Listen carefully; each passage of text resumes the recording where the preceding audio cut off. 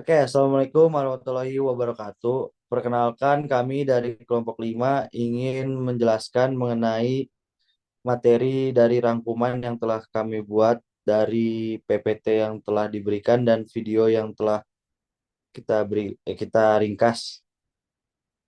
Sebelumnya izinkan kami memperkenalkan anggota saya sendiri, Fatur Rahman Al-Farizi dengan NIM 12012220246. Saya Aneta Dilailatin dengan NIM 12012233324.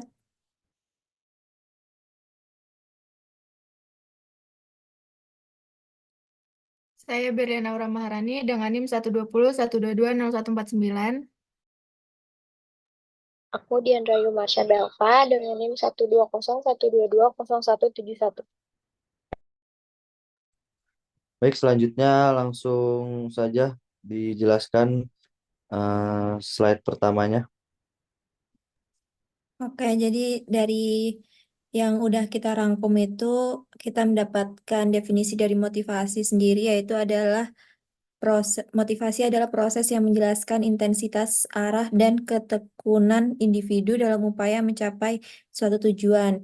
Nah, dari motivasi itu ada teori awal motivasi, ada hi- hi- hierarchy of needs teori, lalu ada teori X dan teori Y, lalu ada teori dua faktor, ada teori kebutuhan Maxwell. Selanjutnya boleh langsung aja.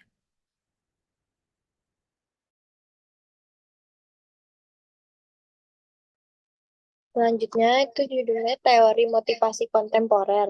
Jadi teori-teori motivasi awal sebelum belum diteliti secara mendalam atau tidak lagi disukai. Sebaliknya, teori-teori kontemporer mempunyai satu kesamaan, yaitu masing-masing teori mempunyai dokumentasi pendukung yang valid dan cukup memadai. Nah, selanjutnya itu ada eh, teori motivasi kontemporer lainnya, yaitu teori efikasi diri. Nah, efikasi diri itu dikenal sebagai teori kognitif sosial atau teori pembelajaran sosial yang mengacu pada keyakinan individu bahwa ia mampu melakukan suatu tugas. Selanjutnya bisa dilanjut.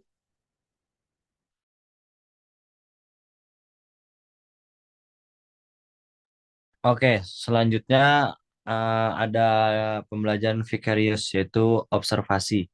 Pembelajaran vicarious itu paling efektif ketika kita melihat diri kita sendiri mirip dengan orang yang kita amati. Seperti menonton kapten tim Kanada, Christine Sinclair, mencetak gol luar biasa di Piala Dunia Wanita, mungkin tidak meningkatkan kepercayaan diri kita dalam menguasai bola. Tapi jika kita melihat orang bisa di Liga Rekreasi Dewasa Lokal juga kita bisa melakukan sama dan itu lebih persuasif.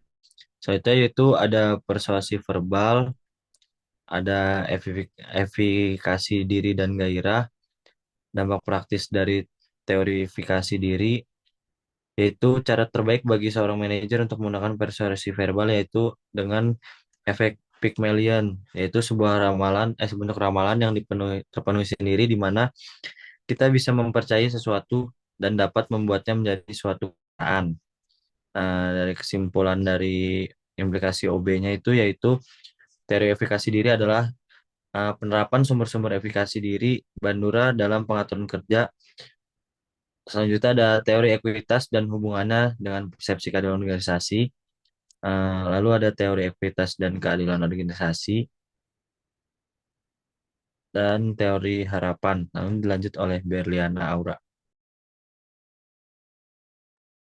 Selanjutnya ada teori harapan. Nah, salah satu penjelasan motivasi yang paling banyak diterima adalah teori harapan Victor Fromm. Meskipun teori ini mendapat kritik, sebagian besar bukti mendukung teori tersebut. Nah, teori ekspektasi berpendapat bahwa kekuatan kecenderungan kita untuk bertindak dengan cara tertentu bergantung pada kekuatan ekspektasi kita terhadap hasil tertentu dan daya tariknya.